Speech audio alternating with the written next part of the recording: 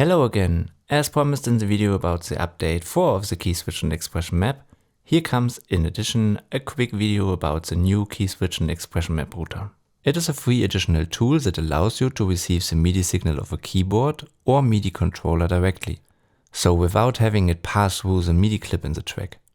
To do this, select your keyboard or MIDI controller as MIDI input. If desired, you can also define a MIDI channel, but in most cases you can leave all channels here. Next, you select the group ID to which the router should send the signal. In the KeySwitch Expression Map you will find an identical menu in the Manage tab of the settings. There you select the same group ID. To a group can belong several instances of the KeySwitch Expression Map.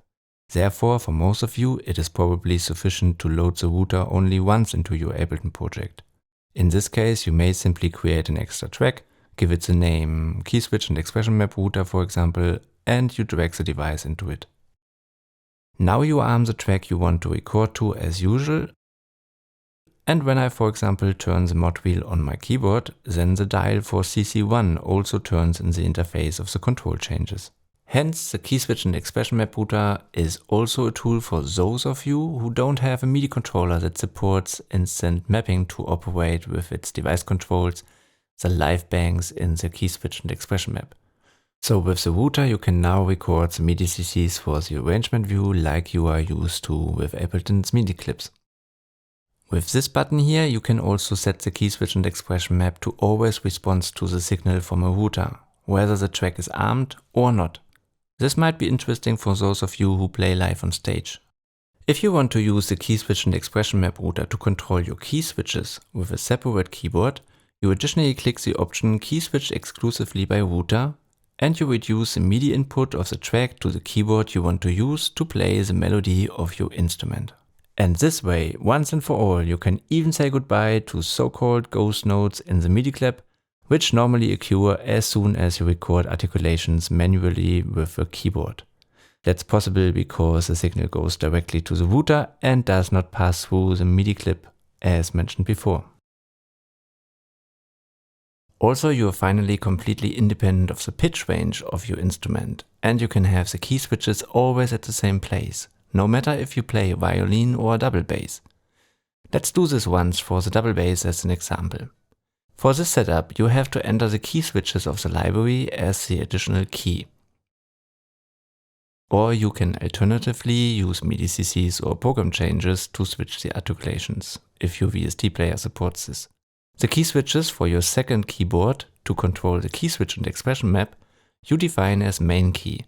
Let's say we want to have them in the contra octave starting at C0 in Ableton.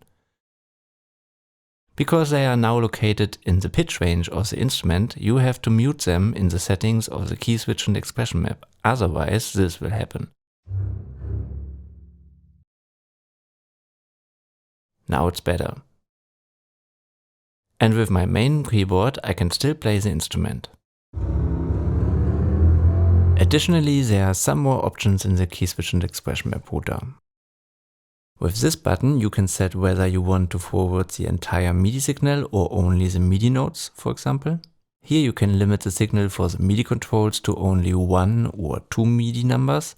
This can be useful if you want to use, for example, one knob on your keyboard for the KeySwitch Expression Map, but not the other knobs or sliders of it.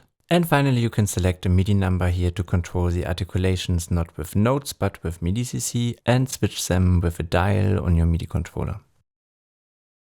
And what just comes to my mind is that you also have the possibility to set track number as group ID, so you can make sure that only devices in the same track can communicate with each other. This can be interesting for a live show, especially if you are nervous on stage. You can keep better track of the signal routing like this and avoid mistakes in case you use several routers with different hardware in the show. Whether you perform live or compose at home or in a studio, I hope that this additional tool can be helpful for you to realize your desired setup with the KeySwitch Expression Map, to be able to operate your virtual instruments in Ableton Live even more pleasantly. You can now download it for free on the homepage, the link is in the description of the video. Enjoy making music with it, goodbye.